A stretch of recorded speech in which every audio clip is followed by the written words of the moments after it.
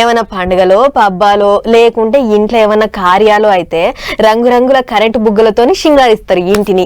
ఇక కొత్తిల్లు కట్టుకొని కూరాడు పాలు వంగిచ్చి ఇండ్లకు పోయేటోళ్ళ ఇల్లును గుత్తగానే గుర్తుపట్టవచ్చు. ఎందుకంటే ఓ వారం 10 రోజుల ముందుగలకించే సింగారిస్తారు కరెంటు బుగ్గలతోని.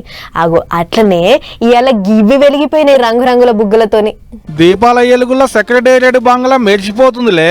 అవు రాష్ట్ర పండుగని ముద్దుగా సింగారించారు రంగురంగుల బుగ్గలతోని. అగ చూడు చీకట్లో చూస్తుంటే ఎంత ముద్దుగుందో. 2 కళ్ళు చాలతలేవు కదా చూడ్డానికి. మీద కాషాయ రంగు, కింద ఆకుపచ్చ రంగు, నడిమిట్ల తెలుపు రంగు, మీదంగా జాతీయ జెండా రంగు, కింద తెలంగాణ తల్లి బొమ్మ, చుట్టూ రంగురంగుల బుగ్గలు. అబ్బో బుగ్గల ఎలుగుల నడిమిట్ల బంగ్లాను చూసేందుకు 2 కళ్ళు చాలతలేవు పోండ్రి. ముంగడిలోకే కాదు బంగ్లా చుట్టూ రంగులద్దినట్టే పెట్టిరు ముద్దుగా. పక్క పొంటి ఉన్న అంబేద్కర్ సార్ బొమ్మకెళ్ళ చూస్తే ఆయన ఏలు పెట్టి చూపెట్టినట్టే ఉంది రంగులద్దిన బంగ్లాను. సెక్రటేరియటే కాదు గాంధీ భవనం, అసెంబ్లీని కూడా అట్టినే సింగారించారు రంగురంగుల బుగ్గలతోని. ఏదున్నా రాష్ట్ర పండుగ గోలికే రంగురంగుల బుగ్గలతోని బంగ్లాలను ముద్దుగా సింగారించారు అబ్బా.